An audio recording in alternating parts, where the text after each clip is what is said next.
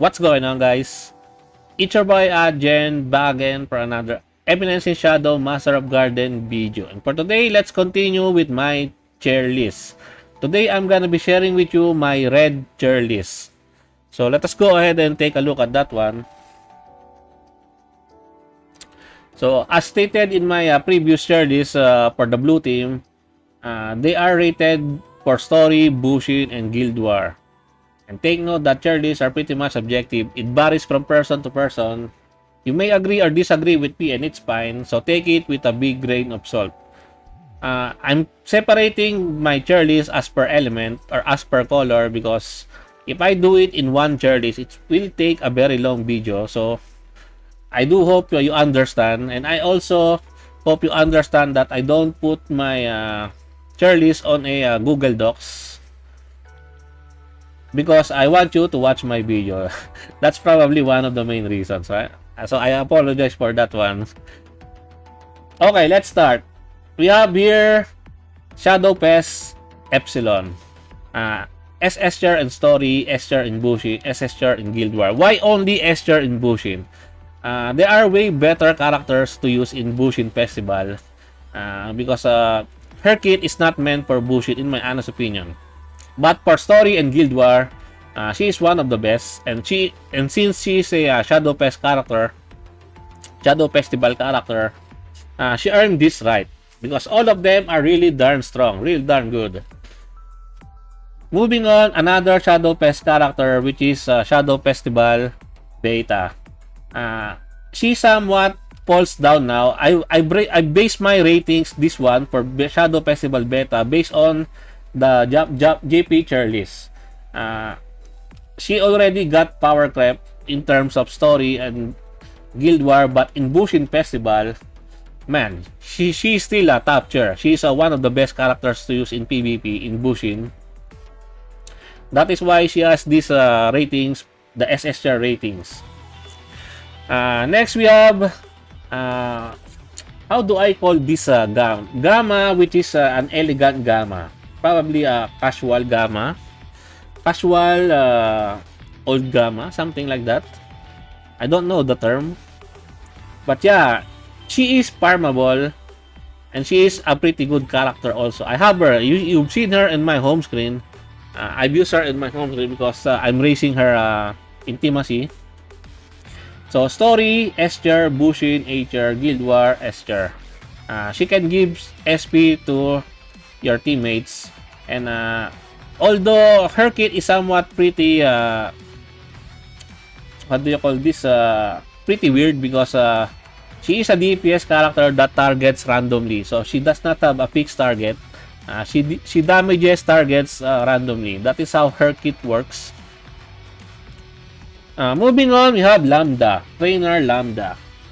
As you can see, the very first character that I present to you, which has S+ tier ratings, because she's just currently the best fire healer in the party team. Single target attack and crit rate buffer. Probably a niche character in rainbow teams, but you cannot, I believe, she cannot function well in a rainbow team, unlike in other characters where if you arrange them in a rainbow category, meaning many units, different units in a single team, she might not work that well there, but in a mono par team, she excels well. That is why I believe she is the best fire healer in the par team. Alongside the Lambda, we have Rose Garden. They came out at the same event, and Rose Garden is currently the best fire tank in the game. AoE defense buff with some heals, crit rate permanent buff on the back allies. Pretty strong, a pretty strong character. Next we have Alora.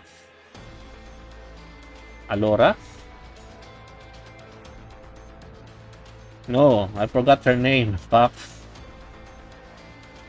What is her name? Come on. Don't make me embarrass. Aurora, not Olora, Aurora. But it sounds pretty the same, right? So Aurora is a really powerful AoE DPS character with AoE bleed debuff. Bleed debuff is very powerful in PvP because it will make you defeat the enemies really fast. That is why she has SS tier rankings in PvP. But overall, in story and in Guild War, where not only in Guild War there are some bosses, right? And that is why she's only at S tier there. But in PvP, there are a lot of enemies, and AoE works pretty best in PvP. That is why the ratings for her is something like this: S tier in story, SS in Bushin, and S tier in Guild War. Next, we have the OG Zeta. Single target DPS, but there are already better options for DPS in the fire team, in the red team, because in red team there are a lot of attackers, and she is already outclassed by the other characters available in the red team. Excuse. Next, we have Princess Iris, one of the OG characters in the game. She is farmable, and she is still a very strong character in PvP because she is a pretty much a top tier AoE DPS character. That is all you need to know about her. She is well suited for PvP in Bushin. Next, we have Slime Ita, an OG character also, which is already pretty much power crept right now at this time by other DPS character. We have here a budget tank. If you don't have Rose Garden, she is pretty much decent. She is also an OG character, OG Claire. If you don't have Rose Garden, then you might want to raise her, or you might want to farm for her. But if you don't have Rose Garden, but if you have Rose Garden, you will not probably gonna be using her. But if you are trying to climb the world tree, you need two teams built to tackle that stage. So you might want to consider raising her also. And then we have here the budget characters. Yes, all of them below the SS. What do you call this? Because characters here are characters tiers, or I mean characters rarity are based on A, S, SS.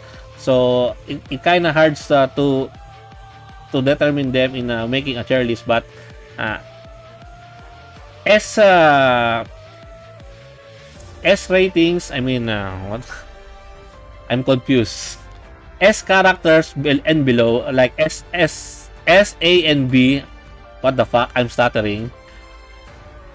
S, A, B characters falls below the low tier categories because SS characters are way better to use than them. They are somewhat a budget option. We don't have any more characters to raise because not everyone summons on the banners. Not everyone has the SS characters because some of you might not get lucky with your summons. So yeah, they are your budget options. And as you can see, all of them are B tier except for the budget Epsilon, which is a budget healer, because healer is pretty hard to come by also in the fire team. You only have Lambda, right? Yeah, Lambda.